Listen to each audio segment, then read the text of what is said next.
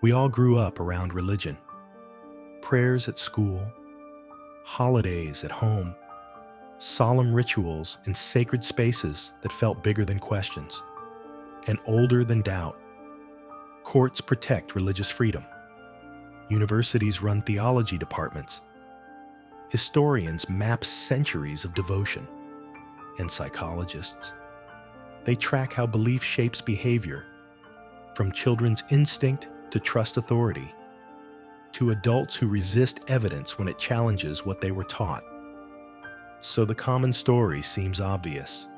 Religion survives because it's true, because it's meaningful, because it's morally necessary, passed down for our benefit, not engineered for control.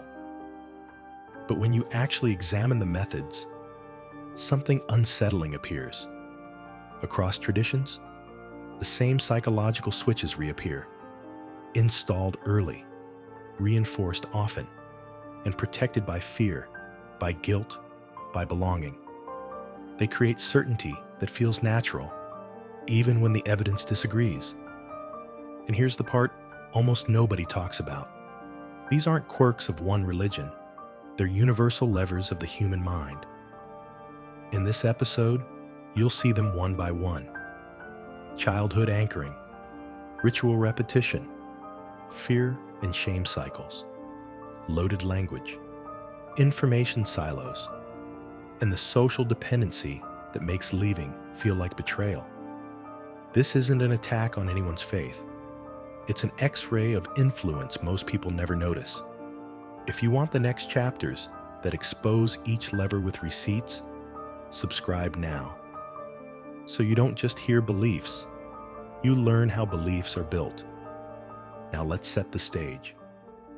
When I use the phrase brainwashing tactics, I'm not talking about cartoonish mind control with swinging pendulums. I'm talking about proven psychological mechanisms, habits, fears, and social pressures that religions across the world discovered, refined, and repeated. And the remarkable thing, they work regardless of culture, language, or doctrine. Take childhood conditioning. Developmental psychology shows that children under 7 live in a highly suggestible state. They absorb what trusted adults say directly into long-term memory. So when a parent says, "This book is perfect," or "This ritual is sacred," the child doesn't demand proof. They trust. That trust becomes a cognitive anchor, a reference point for the rest of their lives. Now layer on rituals, daily prayers, weekly gatherings, seasonal festivals. Repetition isn't just tradition, it's conditioning. Every chant, every bow, every kneel carves grooves into the brain until questioning doesn't just feel wrong, it feels dangerous. Then comes fear. The stakes aren't small, they're infinite. Obey, and you might gain eternal paradise. Doubt, and you risk eternal torment. What kind of choice is that, when the cost of error is forever? Add to this the power of language. Special words like holy, sacred, sin, salvation. They don't describe physical realities. They shape mental categories. Once you accept those categories, every coincidence looks like a sign. Every emotion feels like proof. And finally, social pressure. Humans crave belonging. So when your family, friends, and leaders all repeat the same story, it doesn't feel optional. It feels like truth. Because to question it isn't just to doubt an idea. It's to risk losing everyone you love. These levers don't exist in isolation. They form a system. Each one reinforces the others until belief feels less like a choice and more like reality itself. And here's the question that should make us pause. Belief doesn't start as an argument. It starts as an identity seed. So, who planted it? When did it take root? And why does it feel so deeply like you? That story begins in childhood. Belief doesn't start as an argument. It starts as an identity seed. And the soil where that seed is planted is childhood. Before we learn to question, we learn to trust. That's not weakness, it's survival. A child doesn't demand evidence when a parent says fire will burn you. They believe instantly because that trust keeps them alive. Religion uses the very same instinct. Introduce ideas early, before skepticism develops, and those ideas sink straight into long-term memory. Psychologists call this a cognitive anchor. The first explanation becomes the default frame, and every future piece of information gets filtered through it. That's why so many adults cling to the faith they were raised in, not because they've weighed all the evidence, but because their mind was trained to see the world through that anchor. Contradictions don't just feel wrong. They feel like threats to the self. Think about it. Bedtime stories told as eternal truth. Prayers recited before every meal. A teacher saying, because it's sacred, and that's the end of the conversation. No debate, no counter-argument, just closure. And this doesn't happen in isolation. Family, school, and community all repeat the same message. An echo web, where the same story comes from every direction. When parents, friends, and leaders all reinforce the same belief, that belief doesn't feel like one option among many. It feels like reality itself. And it's not only words, it's milestones. A baptism, a first communion, a bar, or bat mitzvah. Initiation ceremonies that say, this is who you are. The ritual isn't just symbolic, it's binding. Because wrapped inside each event is approval, smiles, hugs, celebration, belonging. And here's the flip side. Step outside the ritual, refuse the milestone, question the story, and you feel rejection. Not abstract rejection, social rejection. And neuroscience shows that social pain lights up the very same regions of the brain as physical pain. That's why ostracism terrifies more than being wrong. It hurts. So from the very beginning, belief is tied to both reward and punishment. Follow the script, and you're cherished. Stray from it, and you're shamed. This is identity imprinting. Belief isn't just something you have. It becomes who you are. And once belief is fused with identity, questioning it feels like self-destruction. Even for those who eventually leave their faith, the early anchors remain. People describe something called residual fear. That lingering voice whispering, what if I'm wrong? What if the punishment is real? It doesn't matter how rational you are as an adult, because the fear was planted before reason existed. This is why the system is so powerful. It doesn't need to silence every doubt. It only needs to wire doubt itself to danger. So when the thought of leaving arises, your own brain rings alarm bells. Not safe. Don't go there. And all of this happens long before you know the word indoctrination. It feels natural. It feels like truth.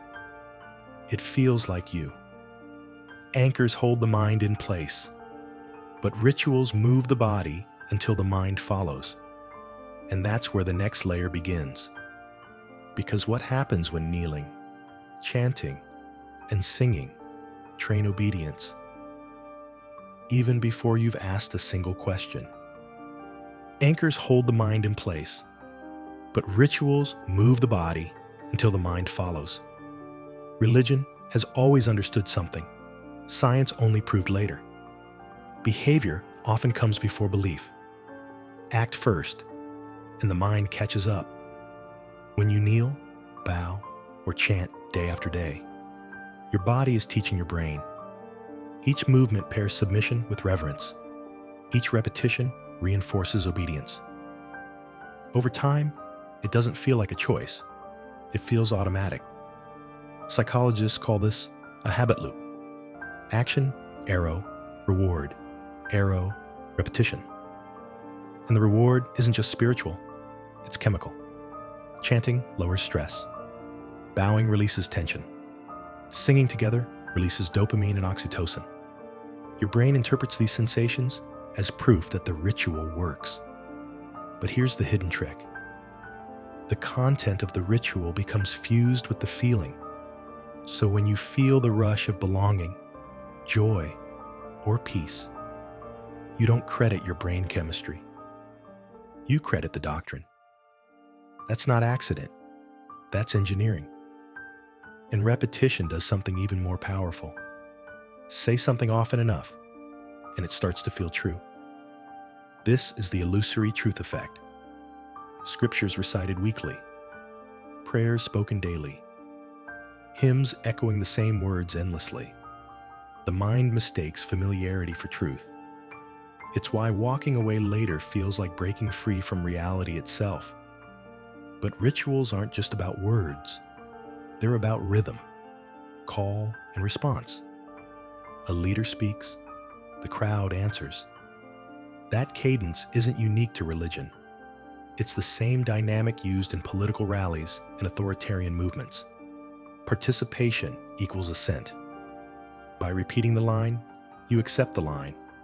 You don't just hear the doctrine, you perform it. And the schedule itself becomes part of the conditioning. Daily prayers, weekly gatherings, annual festivals. Belief is carved into circadian and seasonal memory. Faith isn't just an idea, it's a calendar. Your identity runs on a clock set by ritual. Symbols seal the deal.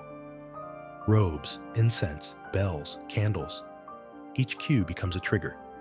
Step into the environment, smell the smoke, hear the chime. And belief switches on automatically, like a conditioned reflex. Now look at the spaces where this happens. Cathedrals, mosques, temples. What do they all share? Height, vastness, light pouring through stained glass, echoes that stretch every word into eternity. Environmental psychology shows that verticality and scale evoke awe, and awe lowers resistance. The building itself makes you feel small. It whispers, "This is beyond you." And when the environment tells that story, the mind follows. Most people think rituals are harmless tradition, but once you see the pattern, you realize they're psychological conditioning, carefully designed, endlessly repeated. They don't just shape behavior, they train the nervous system itself. Rituals reward conformity, but fear polices thought itself. What happens when even questioning becomes dangerous? That's where we turn next. Eternity economics. Infinite stakes. Infinite leverage. Rituals reward conformity, but fear polices thought itself. Every major religion carries the same bargain. Obedience promises paradise. Disobedience threatens torment. Not just in this life, but forever. This is what psychologists call avoidance conditioning. You don't obey because you've seen proof. You obey to avoid infinite loss. When the stakes are eternal, reason doesn't stand a chance. Because who dares gamble with forever? But the system goes deeper. Many traditions teach that humans are born broken. Original sin, inherent flaw. From your very first breath, you're told you're guilty. And here's the hook. Only the religion itself offers the cure. You're sick, but they have the medicine. You're flawed, but they hold the key to forgiveness. It's a permanent problem that guarantees permanent dependency. Now enter confession. You feel guilt, sometimes for impulses as natural as desire, doubt, or ambition. That guilt drives you to disclose. You reveal your secrets, your shame, and in return, you receive relief, forgiveness. acceptance. It feels cleansing, but it also reinforces loyalty to the very system that planted the guilt in the first place. It's a vulnerability loop. Guilt produces confession. Confession produces relief. Relief produces loyalty. And the cycle begins again. Sometimes it isn't private. Public penance turns the whole community into enforcers. You confess out loud, others nod, and everyone learns that surveillance is normal. You don't just monitor your behavior, you monitor your thoughts. Self-policing becomes second nature. And here's something most people don't realize. Even long after leaving a religion, the fear doesn't vanish. Former believers often describe residual hell anxiety, that lingering dread. What if I'm wrong? What if punishment still awaits? The fear was paired with childhood safety and approval, which means it lives deep in the subconscious, long before logic could defend against it. Purity culture adds another layer. Natural impulses, sexuality, curiosity, ambition get reframed as moral hazards. The result? A constant cycle of guilt and the need for absolution. The more natural the desire, the more powerful the trap, because you can never truly escape yourself. And above all, there is authority. When someone claims to speak for God, their words carry weight beyond debate. Disagreement isn't intellectual dissent, it's moral rebellion. To question them feels like betraying not just a leader, but the divine itself. Obedience becomes not only expected, it becomes holy. This is the infinite stakes economy. Fear of eternal punishment, hope of eternal reward, cycles of guilt and confession, authority that silences dissent, each part reinforcing the other, until thought itself is under guard. But even fear needs a carrier.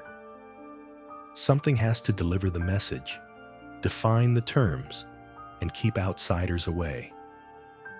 That carrier is language. The words that end questions, and the walls of information control that make those words feel like wisdom. That's where we turn next. Even fear needs a carrier, and that carrier is language. Words don't just describe reality, they shape it. They pre-interpret it before you even have the chance to think. Take the words sacred, holy, blessed, sin, grace. These aren't neutral terms. They frame experiences in ways that tilt every conclusion toward belief.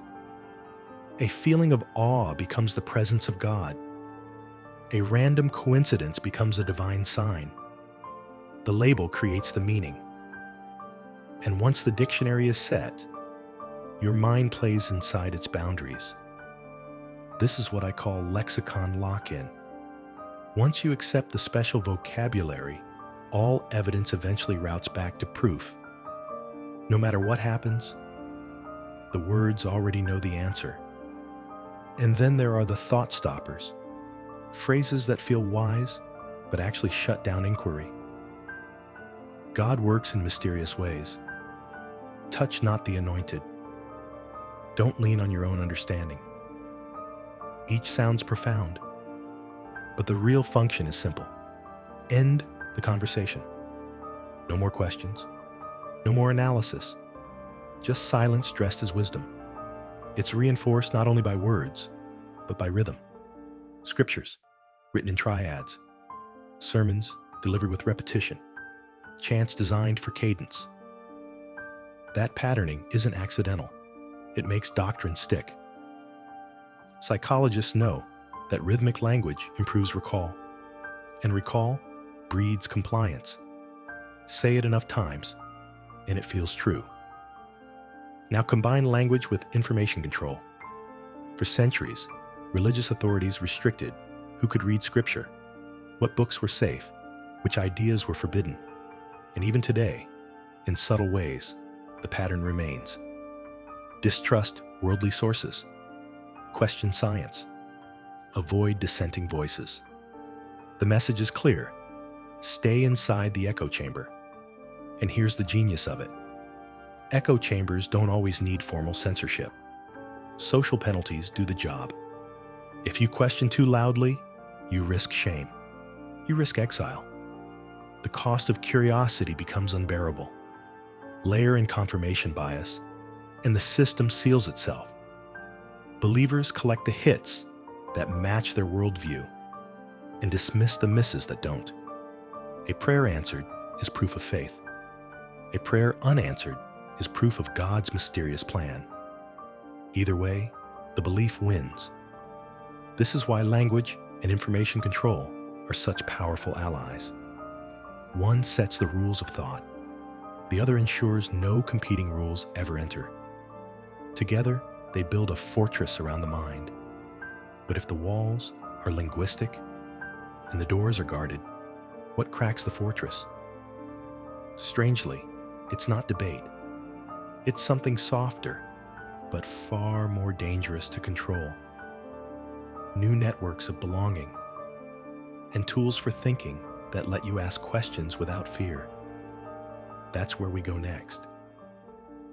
If the walls are built from language and the doors are guarded by fear, what finally breaks the spell? It isn't debate. It isn't arguments or statistics. It's belonging. The same way community can lock people in, new communities can open the door. Online groups, local meetups, spaces where doubters aren't shamed, but welcomed. Where asking questions isn't rebellion, it's encouraged. Where curiosity doesn't cost you family, it gives you family. Because here's the truth. Humans need connection as much as air and food. We don't outgrow that. What we can outgrow is conditional belonging. Love that depends on obedience. Acceptance that requires silence. And when you step into a space where doubt isn't punished, the spell starts to crack. But belonging alone isn't enough. You also need tools. Simple ways to test ideas for yourself. One of them is falsifiability. Ask, what evidence could prove this wrong? If the answer is nothing, then it isn't truth. It's insulation. Another tool is steel manning. Can you explain the strongest version of the other side? If you can't, you're not debating, you're defending. Bayesian thinking helps too. Instead of certainty, you update probabilities. Evidence nudges the needle. No single moment has to shatter your world. Even basic awareness of cognitive biases, confirmation bias, authority bias, tribal bias, gives you a shield. You start catching the tricks your brain plays on itself, and you can run personal experiments. Journal what triggers your fear. Write down prayers or predictions and compare them to outcomes. Test reality gently and see what holds. And here's something people rarely realize. You don't have to throw away ritual. Ritual itself isn't the problem. Coercion is. You can design your own. A morning reflection, a communal song, a moment of gratitude. These habits still shape the mind, but now they're yours, chosen freely. Meaning doesn't vanish when dogma does. It multiplies. You find it in relationships, in curiosity, in service, in creativity. Morality stops being obedience under threat and becomes empathy in action. Yes, there's grief. Losing an identity hurts. It feels like betrayal of family, of culture, of self. But it's also birth. You get to rebuild gently. Choose your values. Choose your communities. Choose the story you live inside. And societies built on that freedom thrive. Where questioning is safe, science advances. Where dissent is allowed, justice grows. Where belonging isn't conditional, diversity flourishes. History shows it. Freer inquiry creates more peaceful, innovative, pluralistic cultures. This isn't just about religion. The same authoritarian patterns appear in politics, corporations, even movements. Recognizing the levers means you can resist them anywhere. If this helped you name the levers, subscribe. The next episode builds a toolkit for deconditioning you can use in any high-control environment. Because control thrives in darkness. And now that you've seen the machinery, what happens when you start touching the switches?